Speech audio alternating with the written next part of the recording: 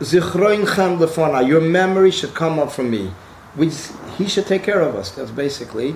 But he is the one that came up with it. He's the one that told us to do it.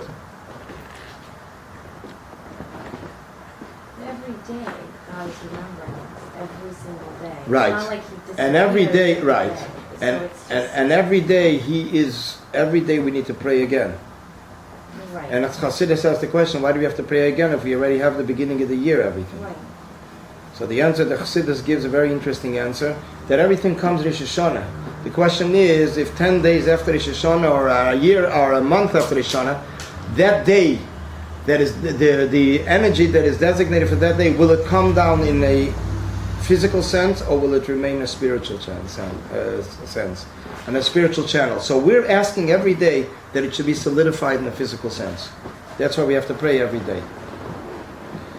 But the end of Rosh Hashanah, according to Kabbalah, according to Chassidus, it basically, the energy moves back up, and then comes down a new energy. So this is where we're asking, the basic prayer of the first night of Rosh Hashanah is basically a child looking for his father.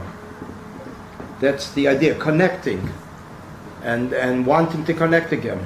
By Hasidim, especially in Chabad, the prayer of the evening, I'm not talking the minyan, the public congregation, I'm talking about people on their own. Hasidim prayed for hours. The leaders of Chabad, this was the longest prayer, although it takes 15 minutes. It's the longest prayer because this is drawing down the energy for the new year in prayer, and then physically by the shofar. So this is a very solemn night. This is the night that we start feeling the impression of what does it mean he removed himself. When we say, for example, that when we say that he removed himself, it basically means that he removed the pleasure and interest that he has in the chain of creation. Because the world is still standing. It is just the same way that when a person faints. So when a person faints, they don't have the whole energy like they had when a person has a pleasure. When a person has a pleasure, they do a lot of things with special energy, with special life. When a person does not have pleasure, the whole innermost life, the whole energy is missing. The same thing is also in regards to when it comes to the inyan of Rosh Hashanah. Rosh Hashanah is a time that a person needs to bring out the tainug, the interest and pleasure that the Almighty has with the creation. And therefore, because when a person does something with pleasure, he's doing it with a special zest. All one's limbs are all involved in unison. When a person does not do it with energy, but just do it, in Yiddish there's an expression, to be yetzer, just to fulfill it. So they do it halfway, half-hearted. The hands are just giving move here, there, merely like a person that fainted. And therefore, shofar is also from the word tainug, pleasure. Shofar means shapro maseichem. The anthology Medrash is mentioned. Shapro maseichem means enhance your deeds. This is the union of beautifying. This is the union of tainug, pleasure. So this is basically that the only thing that's existing is the external part of the energy, but not the pleasure and the whole full interest. Is that why you read, I think, one last week or the week before that God says you should do the mitzvah of the simcha? Yeah, because the union of simcha is basically the key that takes a person out of their limitations. Simcha breaks through all the barriers. And therefore, when a person does with simcha, they can connect with higher than barriers. Didn't the Rebbe say when you become happy, you become smarter also? Your mind expands. I remember hearing this. Simcha is psichas hameichem. When a person is joyful, his mind opens and broadens. We see it also in regards to the Gemara in the same tractate in Brachas. It says 3 things broaden a person's mind. One of them is a nice house, nice wife, and a nice vessels. That's what it says. Dira noah, isha noah, kelim noah. Nice vessels. They broaden a person's mind. Which means basically because he's happier, So then the mind broadens then. Is there any special things should be thinking differently from the first day of Rosh Hashanah and then the second day of Rosh Hashanah? I mean, there's no first or second because Rishon is all it's considered like one long day. What do they call it? It is basically the more solemn day of Rosh Hashanah. I mean, solemn day, I mean to say more Kabbalistically, the judgment and Shulchan Aruch. Shulchan Aruch, it's also mentioned, understand, is the first day. First day is basically the day that we wish each other to be inscribed and sealed for a good year. The Tashlich we go to. It is the first day. The second day is considered in Kabbalah, it's considered a more milder judgment. That's what it says. The first day is a more difficult, the second day is a more milder. That's why the first day, the Rebbe and the previous Rebbe and the previous Rebbes would not have conversations by a meal, Rosh Hashanah, 2 meals. Because it was like a time of judgment. Second day, when the Rebbe said it's already a milder judgment, the Rebbe says now you can already say L'chaim. It wasn't a tiny dibur, was it?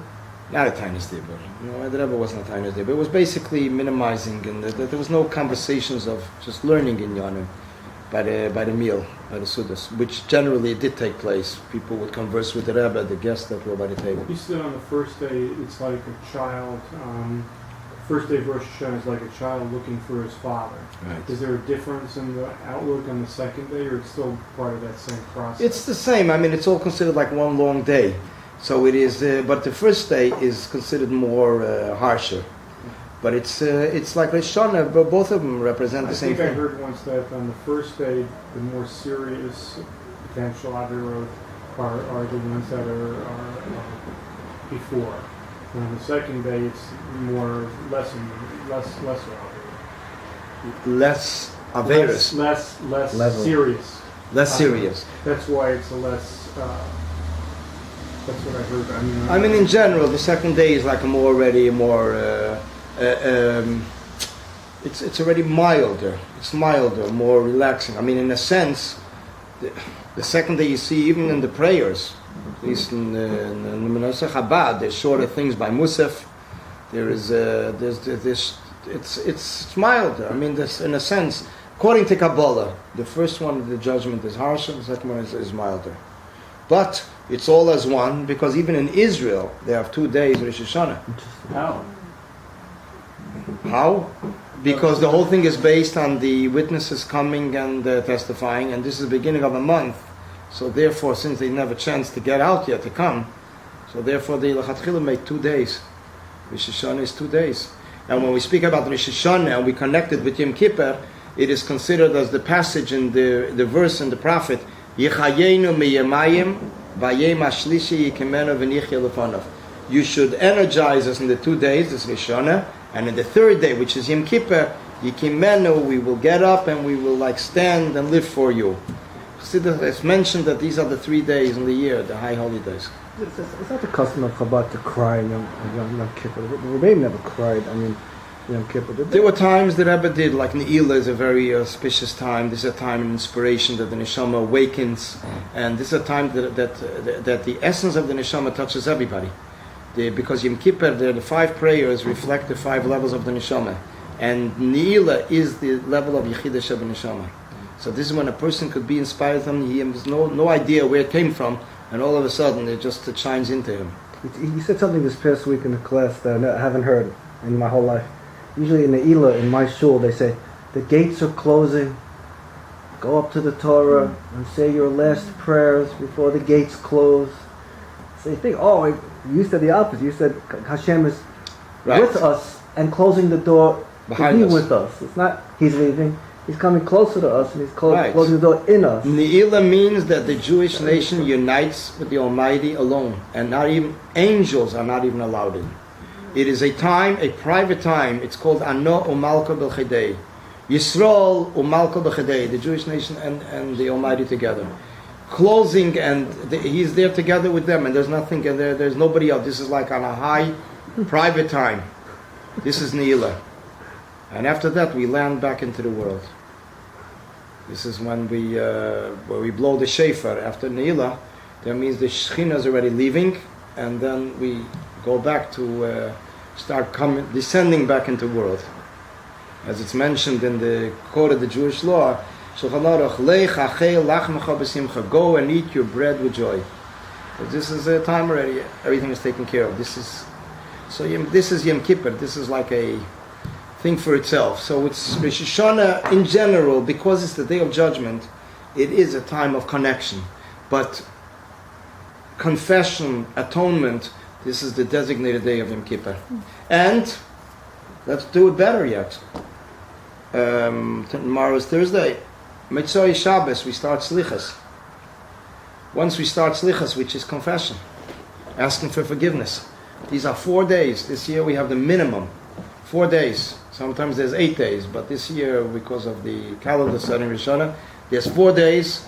And it says that these 4 days are compared to someone that owes a lot of money, and every day is like the person tells him, or the one that he owes the money says, okay, we'll take off a third, we'll take off another third, and then it comes out of Rosh Hashanah, it's all clear. And the Jewish nation gets dressed with in very dignified garments and everything, and they know that it's taken care of there because the Slichas took care of it. It says that Tzadikim Gemurim are written, Right away, yeah. Right. Is that before Rosh Hashanah actually enters in, or it's on Rosh Hashanah? It says on Rosh Hashanah. On Rosh Hashanah. And there's a very interesting word from the Badichever. I believe Yisra Badichever was very known as an advocate for the Jewish nation, to the extent that his family name, till this very day, is called the Baremdike. The Baremdike means the loving one. He always had something to say to the Almighty to defend the Jewish nation. So he said like this: the Almighty is inscribing on Rosh Hashanah.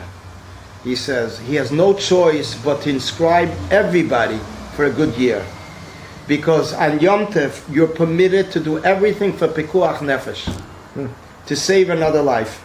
So he has no choice; he has to write that everybody's included in a good year, because otherwise, how does he have a right to write anything else? To write something bad, you can't write on Yom Tov. So if he's writing, the only purpose is to save a life. So this is how he mentions it. It's Rosh Hashanah, but it's a commitment. It's a commitment of a servant, as we say we sound the shape, we say im kevanim, im kavadim, like children, like servants. That's the relationship. But it's more the idea of a king and royalty and anointing and state of nullification, and the key word is Kabbalah Sil Malchus Shamayim. Take upon myself the yoke of Hashem's kingdom. This is the energy for the whole year. Every holiday of Tishrei has a certain energy that gives us the energy for the year. This is Kabbalah Sil Malchus Shamayim, is for the whole year. And every year when we get up in the morning, we say Meidani. This is the Rosh Hashanah of that day. The Rosh Hashanah of that day is Meidani of the day. When we say Meidani lefanecha melech, we commit ourselves to the Eibush. This is the nucleus of the day.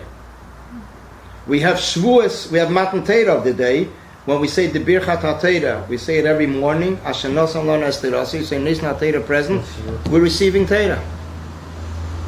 So we have the Krishma is the Yetzias Mitzrayim of the day, leaving Egypt, the bondage of Egypt. So everything is every day, but the main concentration is Rosh Hashanah. Yom Kippur is fear of Hashem. This is for a whole year. Sukkot is the joy of fulfilling a mitzvah. Simchas Torah is the joy of studying Torah.